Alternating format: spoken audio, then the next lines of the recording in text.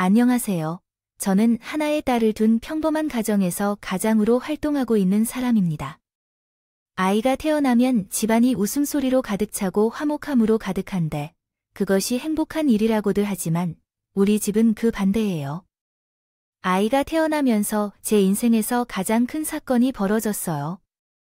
물론 아이 때문은 아니에요. 단지 그동안 숨겨져 있던 진실이 출산을 통해 드러나버린 거예요.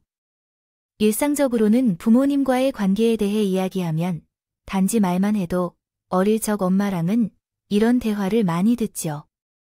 그래서 주변 사람들에게 속사정 없이 말하지 못한 채 괴로움을 견디고 있었지만 결국 용기를 내어 이 사연을 공개해보려 합니다. 적어도 이렇게라도 한번 속마음을 털어놓고 앞으로 생활을 계속해 나가고 싶어요. 전에는 홀어머니 녀석에서 온 큰 마음째께에 있었어요. 제가 아들입니다. 당연히 어머니는 어릴 적부터 저를 금이야 오기야 기하는 마음으로 기르셨습니다. 저도 그런 어머니에게 효도해야 한다는 마음으로 살아왔어요. 그런 신념으로 성장하고 취업한 후 아름답고 착한 현재의 아내를 만나 1년의 열애 끝에 결혼했습니다. 사실 홀어머니의 아들인 저라는 조건이 쉽지 않았지만 아내는 기꺼이 저와 결혼하기로 하셨습니다. 아내는 먼저 나서서 어머니를 모시고 함께 살자고 제안하기도 했죠. 이런 며느리를 맞이해 어머니도 매우 만족해 하셨습니다. 저희는 어머니 집에서 신혼살림을 갖추고 맞벌이를 하다 보니 생활도 생각보다 여유로웠어요. 밥은 어머니가 대신 살림을 신경 써 주시기도 하고 아내도 빈틈없이 도와드리는 모습을 보면 매일 행복해합니다. 왜 많은 영화에서 아빠들은 싱글벙글하며 가득 찬 기대로 퇴근하는지 이해가 가네요. 매일 퇴근길이 즐겁고 기대가 되었죠.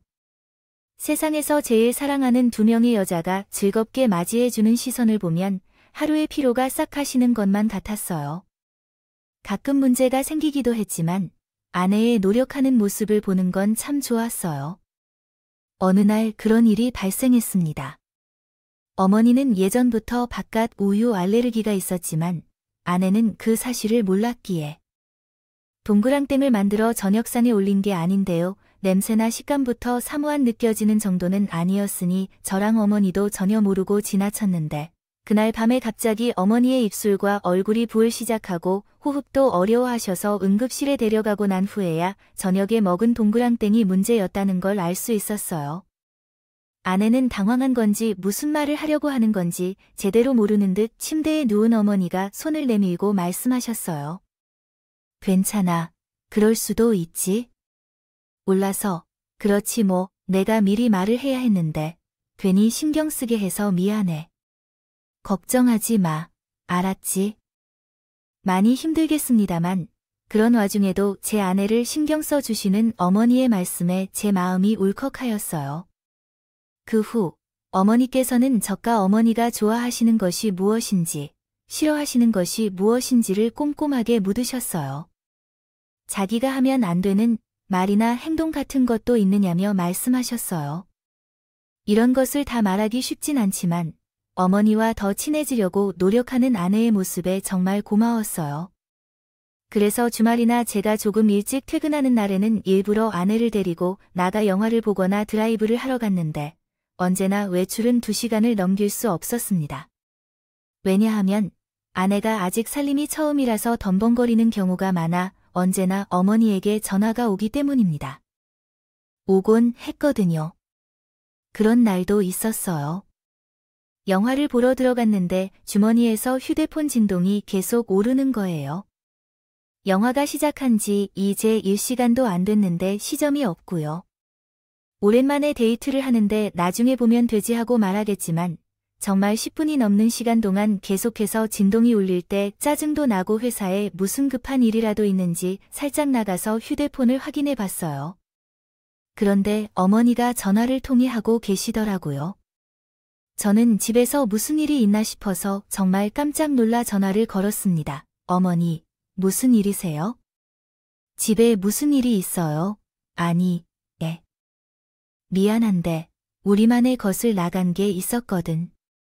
왜냐하면 지난번에 내가 외국 출장을 가면서 사준 시계가 크게 갑자기 안 보여서 뭐라도 해야겠다 싶었어. 아기가 청소하면서 어디에 치웠는지 물어보려고 전화했어. 아, 그거 있다면 집에 가서 같이 찾아드릴게. 그래, 그래.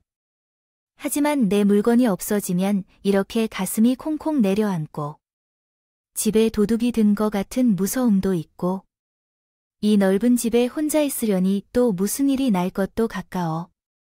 알겠어요. 그러면 우선 회원에게 물어보고 다시 전화할게요. 나는 극장으로 들어가 아내에게 소금을 건넸어요. 혹시 어머님의 시계는 어디에 치워놓았나요? 찾으시던 시계가 있다. 어머님께서 시계를 가지고 계셨거나 다른 물건을 받을 때 그러셨다. 그러던 중에도 휴대폰은 계속 진동하며 울리고 있었고 그 사실을 알아차린 아내는 얼굴을 찡그리며 자리에서 일어났습니다.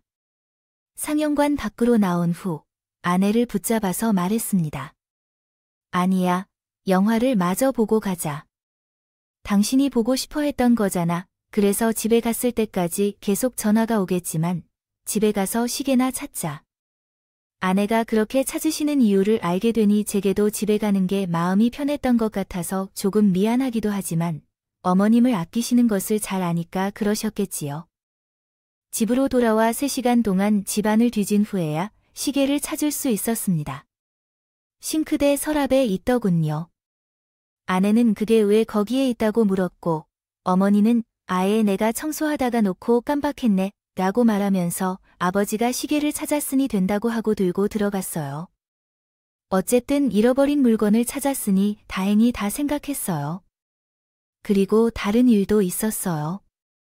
일하다가 아내가 다쳤다는 연락을 받고 급하게 집으로 달려갔어요. 아내는 손과 발에 붕대를 감고 침대에 누워 울고 있었어요. 어머니는 제가 집에 도착하자 아내를 보며 눈물을 흘리면서 야, 어쩐다. 저건 피부에 흉터라도 남으면 이렇게 이야기했습니다. 아내가 내게 주어야 할 것인데 어떻게 그런 일이 생겨난 건지 이해가 안 돼. 내가 괜찮다고 하고 이후에 할래 했는데 좀 귀찮아서 베란다에서 주우는 것을 제안했더니 실수를 저질러 바닥에 떨어뜨려서 아파서 울음을 터뜨리고 말았어. 내가 다친 건 못 이겨야 하는데 어떻게 미안하다 미안해하는 것만 해. 그래서 그렇게 울고 있는 어머니를 껴안았어. 괜찮다고 걱정하지 말라고 말했어요. 그런데 그때 아내가 화난 듯한 표정으로 어머니를 쳐다보며 소리쳤어. 그러자 어머니는 급히 내게 보기 싫을 만두를 해 굳이 사고를 가져올 필요가 없었는데. 일단 너희끼리 쉬고 있으세요. 난 방 안에 가 있어. 아, 나 너무 화나. 이 시험이 너무 원망하지 말고 미안해 라며 방을 나가셨어요. 저는 처음 보는 아내의 모습에 놀라기도 하고 자기 걱정해주는 어머니에게 소리 지르는 아내가 야속하기도 해서 한마디 했어요. 아무리 아파도 그렇지 자기 걱정해 주시는데 그렇게 소리 지르면 어떡해? 많이 아파? 나랑 다시 병원 갈까? 아니면 약 줄까? 걱정. 누가 누구를? 아, 됐어. 당신이 뭐라고 하든 간에 그냥 나가가세요. 어머님이랑 하하호호 하든지 친구들을 만나든지 하라고. 나 지금 혼자 있고 싶어. 전 아내의 그 말에 어딘가 찝찝해하지만 거실로 나와서 시간을 보냈습니다. 그렇게 밤이 지나가고 다음날 저는 아내를 데리고 새롭게 한 번 병원을 찾았어요. 정확한 상태가 궁금해서요. 그런데 아내의 상태는 생각보다 심각해 보입니다. 어제 응급처치는 모두 마쳤지만 환자분의 상태는 일단 부상 정도가 매우 심각합니다. 화상이 심하고 새끼발가락은 골절까지 해서 다양한 치료가 필요해요. 당분간 다친 부위를 사용하시면 안 되니까 쉬면서 회복에만 집중하시고요. 의사 선생님의 말씀에 눈물을 흘리면서 아내는 무엇인가 중얼거리는데 무슨 말인지 전혀 들리지 않았어요. 그날 이후로 아내는 회사를 그만두고 집에서 쉬며 회복에 전념했습니다. 그러나 사건 이후에 뜨거운 국물에 대한 트라우마가 생겨서 국물 요리 자체를 먹기가 어려워졌어요. 국밥이나 찌개 등의 국물 요리는 물론이고 국물이 자작한 볶음 요리까지도 피하게 되었죠. 저와 어머니는 하지만 저는 안쓰러서 항상 마른 반찬 위주로 식사를 했지만 이렇게 조금씩 심리적 상처를 감싸 안아 주려고 노력했어요. 그런데 그럼에도 불구하고 어느 순간부터 집안 분위기가 이상해졌어요. 어머니는 분명 제 아내를 살 때 사랑을 챙겨주고 계시는데 아내의 반응이 좀 무뚝뚝한 것 같아요. 감흥이 없다고 해야 할까요? 그래서 조심스레 이야기를 꺼내봤어요. 요즘 무슨 일이 있나요? 어머니의 말에 대꾸도 별로 없고 분위기도 그러니 많이 힘들어하죠. 아직 예약한 날짜까지 남아있지만 우리와 함께하는 것이 참 어려운 것 같아요. 내일이라도 병원에 가볼까요? 아니요, 어머니 말씀이에요. 아, 아니야. 됐어요. 아내는 그 말만 듣고 침대에 돌아 누웠어요. 아무래도 몸이 아파서 힘들어서 그런 게 아닐까 싶어서 저도 더는 뭘 말하지 않았어요. 다만 다음날 출근하면서 어머니께 아내를 좀 더 잘 부탁드린다고 신경 써다주길 요청했을 뿐이에요. 어머니, 제가 빨리 출근하고 늦게 퇴근해서 헤어지는 시간이 덜해서 그래요. 응, 그래. 그게 왜 그래? 저, 없는 동안 회원을 잘 부탁드리라고 해주세요. 요즘 몸이 조금 힘든 것 같아요. 제가 잘 챙겨주려고 하는데 시간이 부족해서 그래요. 아, 그래, 걱정 말고 너 얼른 출근하나 해. 내가 색과 얘기도 해보고 잘 보살펴 줄 테니까. 그럼 가벼운 마음으로 출근을 했습니다. 출근했을 때쯤이면 아내 기분이 조금 좋아져 있겠지. 어쩌면 싱글벙글하게 있는지도 몰라. 하지만 제 예상은 완전히 빗나갔습니다. 집에 돌아갔을 때 어머니는 싱글벙글 웃고 계셨지만 아내는 방에 들어가 있는 것 같지 않았어요. 제가 들어가자 어머니는 후다닥 현관으로 나와 제 오가 가방을 줘서 주시고 고생했다 하며 맞이해 주셨어요. 근데 회원은요? 아까 피곤했는지 방에 들어갔다. 자러 갔다 온 거 아닐까? 그렇게 방에 들어왔더니 아내는 불도 안 켜져 있고 어둡던데 방 안에서 침대 끝에 걸터 앉아 멍하니 허공을 바라보고 있더군요. 제가 알던 아내의 모습이 아니었어요. 그 순간 심장이 쿵 하고 떨어지는 듯한 불안함이나 위기감이 스쳐 지나가며 그런 기분이었어요. 왜 그래? 우리 분가하자. 갑자기 그게 무슨 소리야? 이렇게 살다가는 내가 미칠 것 같아서. 그래, 우리 분가하자. 원룸이라도 좋아. 어디 치아방이라도 좋아. 제발 분가하자. 나 좀 살려줘. 저는 도대체 아내가 무슨 말을 하는 건지 온전히 이해할 수 없더군요. 그래서 일단 아내를 진정시키며 말했어요. 우선 처음에 주어와 동사가 없는 문장을 다른 문장들과 함께 재구성할 것을 권장합니다. 그런 다음 전체 문장을 문맥에 맞게 쉼표나 마침표를 사용하여 더 읽기 쉽게 만들 것을 제안합니다. 각 문장을 좀 더 명확하게 만들기 위해 일부 표현을 변형할 필요가 있습니다. 다음은 재구성한 문장입니다. 우리가 당장 이혼하면 어머니는 어떻게 나보다 먼저 외로워하시겠어요? 어머니가 모시고 살자고 하시던 것을 기억하시죠? 아이가 태어나면 얘기해 줄 사람이 필요한데요. 그렇지 않을 거예요. 아내가 아무 말도 못하고 눈물만 흘리던군요. 너무 힘들다고요. 많이 아프고 어렵다는 걸 알아요. 내가 더 노력하겠어요. 우리 조금만 더 힘내면 병세가 호전될 거예요. 그래서 밤새 아내를 안아주며 겨우 설득했어요. 시간이 흐를수록 아내의 상황은 조금씩 나아졌고 그 사이에 저희에게 축복이 찾아왔어요. 아내가 임신했던 거예요. 그래서 저도 어머니도 아내를 위해 많은 노력을 기울였어요. 그러나 출산이 다가올수록 아내는 점점 예민해지고 행동도 많이 거칠어졌어요. 임신이라면 흔하게 일어날 수 있는 일이라고 생각해서 그냥 받아들였습니다. 어머니도 임신하면 원래 그렇게 될 수 있다고 하셨죠. 아이를 낳으면 상황이 달라질 것이라고 말씀해 주셔서 크게 걱정하지 않고 출산을 기다리고 있었습니다. 일반적으로 아이의 성별을 알면 더욱 강한 애착이 형성된다고 하는데 어쩌다가 제 아내는 반대로 여겼어요. 임신 20주가 다가올 무렵에 병원에서 어우, 아기가 엄마 닮았네요. 아주 미스코리아 나갈 수 있겠네요. 라고 하시면서 딸이라는 사실을 알게 되었습니다. 그 이후로는 딸을 위한 모유 수유용품을 산다든지 유아용품을 쇼핑하거나 수영을 배우게 하려고 하지 않고는 다른 가족 구성원들과 함께 딸을 교육하기로 했습니다. 손톱을 물어뜯으며 어딘가 초조한 모습이었습니다. 제가 출산을 처음 해서 두려워서 그런 줄 알았어요. 그래서 매일 밤에 배를 부드럽게 문지르고 동화책도 읽어주면서 아내가 편안해지도록 노력했었죠. 그럴 때마다 아내는 화를 내거나 우는 일이 많았습니다. 그때마다 저는 임신이 얼마나 어려운 것인지 이해하고 제 딸을 만날 날을 손꼽아 기다리며 아내를 돌봤습니다. 마침내 대망의 출산일이 도래했습니다.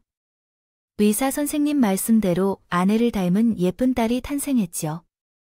가족 병실에서 아내 곁을 지키며 초조하게 머물던 저는 간호사가 전해준 아이를 안고 있었습니다.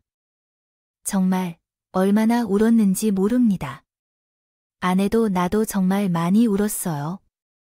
밖에서 초조하게 기다리고 계시는 어머니와 장모님, 장인어른께 빨리 손질을 보여드리고 싶었어요. 원래는 가족끼리만 시식리에 같이 들어오셔도 되는데 어른들이 같이 들어오면 아내가 불편해서 안 된다며 굳이 밖에서 기다리고 계셨고요. 그래서 더 빨리 선주를 보여드리고 싶었어요. 하지만 절차라는 게 있어서 제가 그대로 아이를 데리고 나갈 수 있는 건 아니더군요. 아이가 신생아실로 이동할 때까지 저는 아내의 손을 잡고 연신 고맙다고 수고했다고 머리를 쓰다듬어주며 그 아내는 여전히 눈물을 멈추지 못한 채 허공만 응시하고 있었습니다. 뒤늦게 아이를 보신 우리 어머니, 그리고 장모님과 장인어른은 서로 손을 가져주며 감동하여 붙인다. 당신이 출산을 축하합니다. 우리 집안의 축하가 필요해요. 맞아요. 그게 사실입니다. 우리 며느리가 아름답게 사등을 낳아준 덕분입니다. 이 소녀는 정말 아름다운 얼굴을 가지고 있어요. 이 아이는 다른 아이들 사이에서도 이미 빛을 발하고 있습니다. 이런 어떻게 하면 좋을까요? 승리와 함께 기쁜 분위기가 흘러넘칩니다. 병원에서 출산을 한 뒤 몇일이 지난 후 아내와 아이는 가까운 산후조리원으로 향했습니다.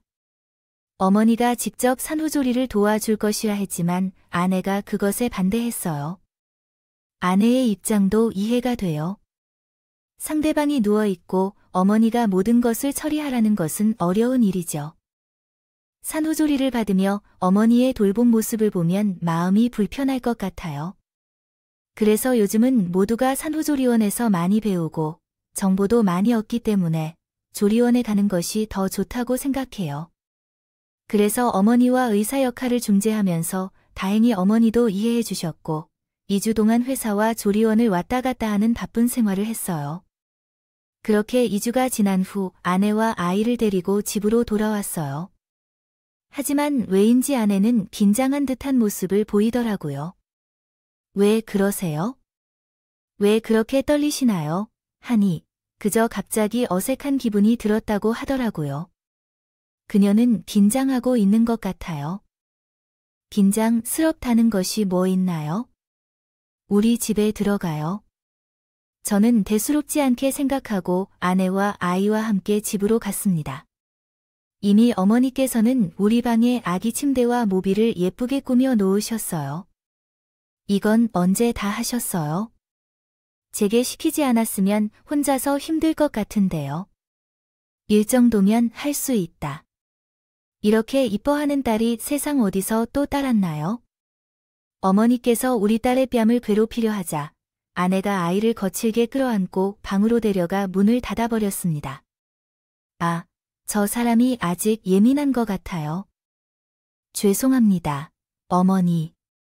아니요, 아니에요. 원래 일이 그렇게 쉽지 않아요. 이것도 보살피지 않으면 안 돼요. 윗물 끓였으니까 곧 갖다 줄게요. 네, 알겠어요.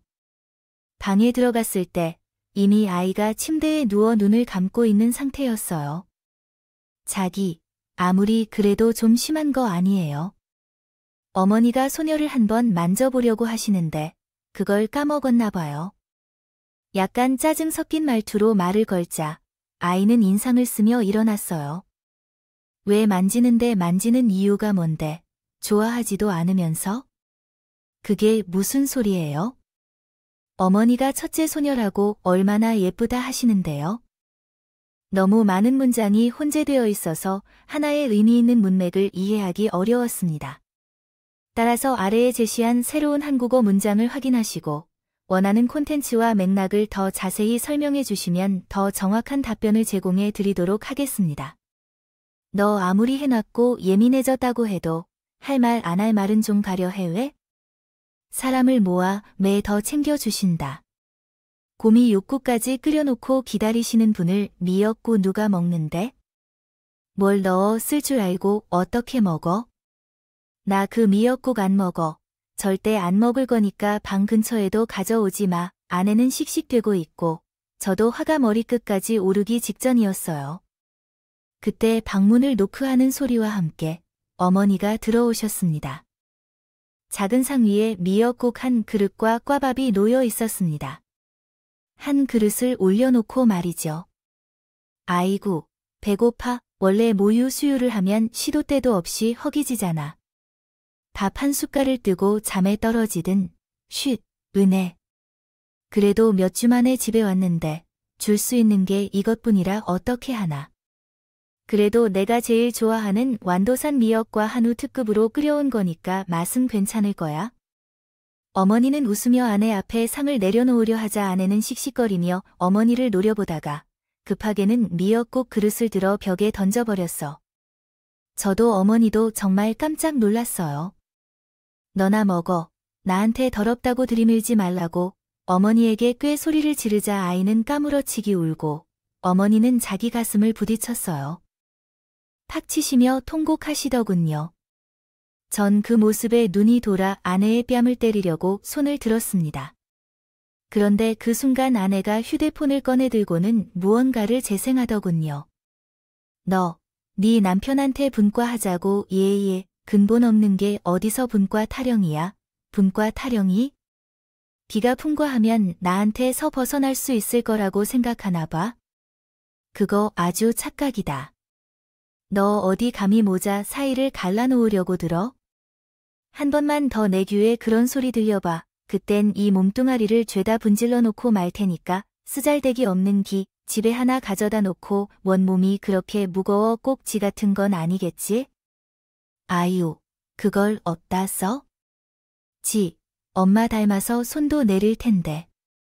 아, 그 말씀하시는 것이 맞는데 집안 교육부도 시켜야겠네요. 아, 빨리 일어나야 해요. 빨리 움직여야 해요. 나는 해가 저물 때부터 일은 다 했어요. 자궁이 약해서 유산 뒤에 있는 게 뭔지요? 유산이라고 하루 종일 누워서 느긋이 M2 수발을 받으려고 들어서요. 뒤집어진 해가 하나고 끝낼 생각 마세요. 우리 집안에 들어오셨으면 할 일은 이어져야지. 아들을 낳을 때까지 너무 많은 일을 하지 마세요. 죽었소라고 임신이나 해 알았던 거죠. 전부 어머니의 목소리였어요. 다만 녹음된 음성 속에는 그동안 제가 사랑했던 누군가보다 존경하고 제게 매우 인자하셨던 어머니가 없었어요. 정말 당황스러웠어요. 어떤 것을 믿어야 하는지, 지금 나에게 무슨 일이 벌어지고 있는 건지, 모든 게요. 혼란스러워진 당신이 출근하면 정말 매일같이 친구들을 불러 잔치하고 그 준비와 뒤처리는 모두 내 몫이고 날 가졌다고 쓸데없는 것이 들어왔다고 구박하고 우리 애까지 옥하는 당신을 엄마 정말 진절머리. 나 아내는 울먹이며 떨리는 목소리로 말을 이어갔습니다. 나 왜 다쳤는지 알아? 그거 당신 어머니가 시킨 거야. 내가 무겁고 뜨거워서 지금 혼자 옮기면 안 된다고 몇 번이나 말했는데 젊은 게 뼈가 부러질거리긴 하다고 헛소리 말고 당장 베란다에 내놓으라고 소리쳐서 사골국이 담긴 들통을 옮기다가 손잡이가 부러져서 내 다리에 떨어진 건데 저는 어머니를 바라봤고 어머니는 당신의 눈빛이 당황스러워서 손을 5개 내밀었어요. 어서 오셨군요. 아니, 그게 미친 건 아니에요. 제가 너무 예민해졌나 봐요. 제 정신이 아니에요. 믿지 마세요. 제가 정신병원에 가야 해요. 정신병원 전화번호가 몇 번이었지요? 그러자 굵은 눈물이 뚝뚝 흘려오던 아내가 갑자기 소리를 질렀습니다. 미친 건 내가 아니라 당신이에요, 아들. 앞에서만 잘해주는 척하는 좋은 시어머니라고 두 얼굴에 내가 얼마나 혼란스러운지 알아요? 내가 얼마나 힘들었는지도 알겠죠? 와서 나에게 사과하라고 동그랑땡을 만들라더니 그걸 먹어서 응급실에 실려가게 되었어요.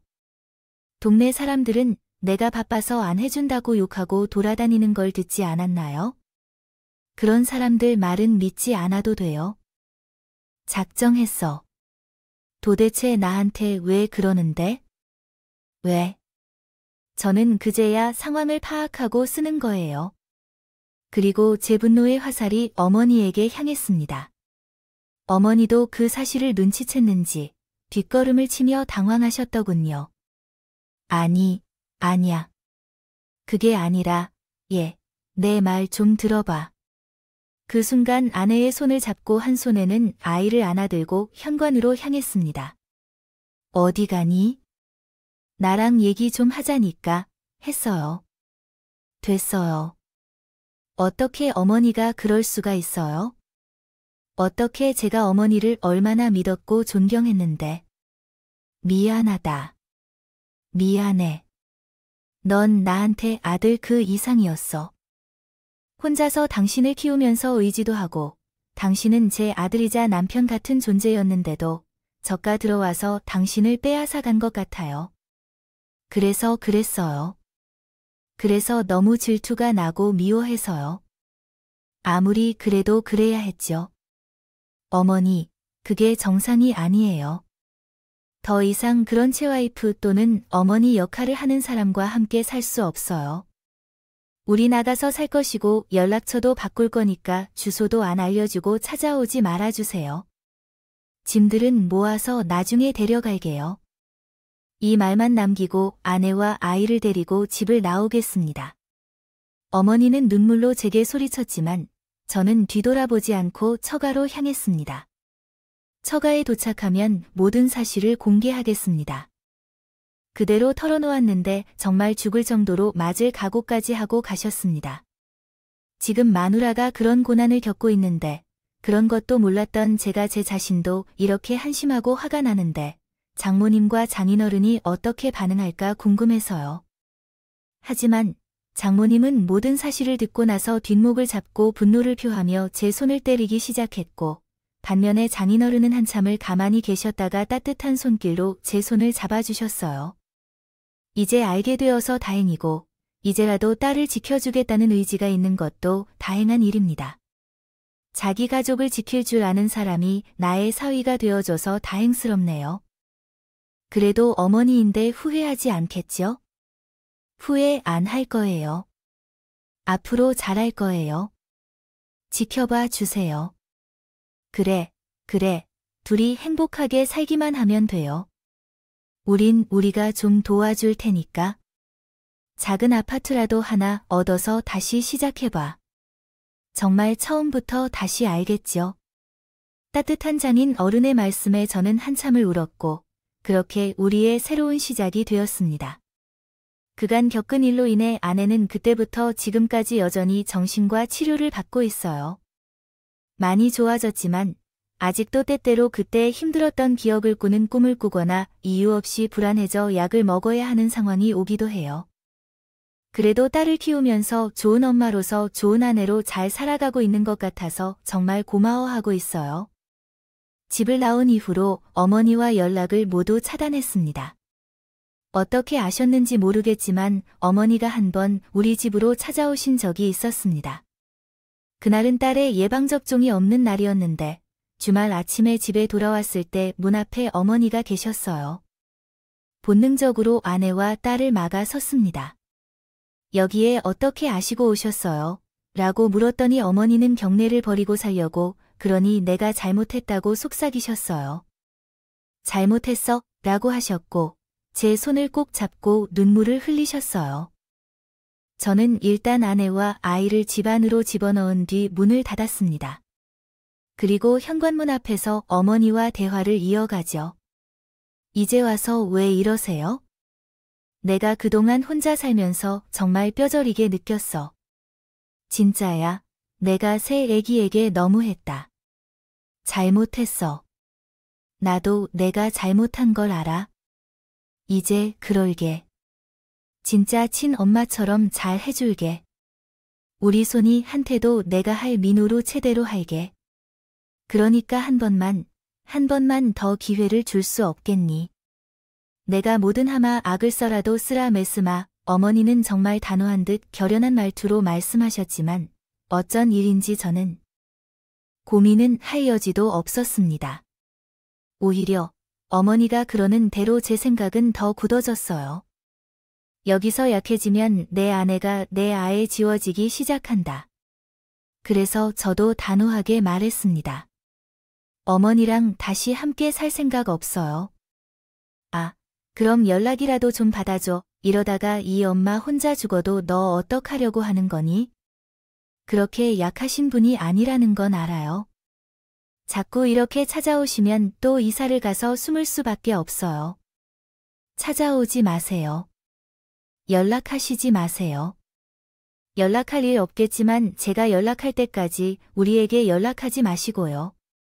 그 말만 남기고 어머니를 아파트 입구까지 억지로 끌고 나가 택시를 태워 보냈고 집으로 돌아왔습니다. 어쩌면 후레자식 소리를 들을지도 모르겠습니다. 그래도 나를 낳아주고 키워준 엄마인데 어떻게 그런 인연을 끊을 수 있다는 말이에요. 그런데 저는 제 선택을 후회하지 않습니다. 적어도 아내 치료가 끝나고 아내가 정말 회복되어서 이제 괜찮다고 할 때까지는 어머니와 연락할 생각도 다시 같이 살 생각도 없습니다. 아무리 부모라 할지라도 넘어서는 게 좋지 않은 거 아니에요. 다행히 장모님과 장인어른께서 잘 챙겨주셔서 저와 아내도 이제는 조금 더 편안한 마음으로 잘 지내고 있습니다. 둘째를 계획 중이고요. 이런 이야기는 사실 영화 속에서만 나오는 줄 알았습니다. 그런데 현실에서 그것도 직접 집에서 일어나는 일이라니요. 이야기가 더해가네요. 만약 여러분의 아내가 갑자기 힘들어한다면, 내 눈에 보이는 것과는 다른 무언가가 있음을 느꼈다면, 한 번쯤 그 안에 담긴 말에 귀 기울여 주십시오. 저는 그걸 하지 못한 것이 아직도 마음속에 짐으로 남아 있습니다. 아마 이 미안함을 평생 간직해야 할지도 모르겠습니다. 나의 가족을 지킬 수 있는 사람이야말로 진정한 가장이 아닌가 싶습니다. 지금까지 길게 이야기를 들어주셔서 감사합니다. 여러분 모두가 행복한 결혼 생활을 하셨으면 좋겠습니다. 음악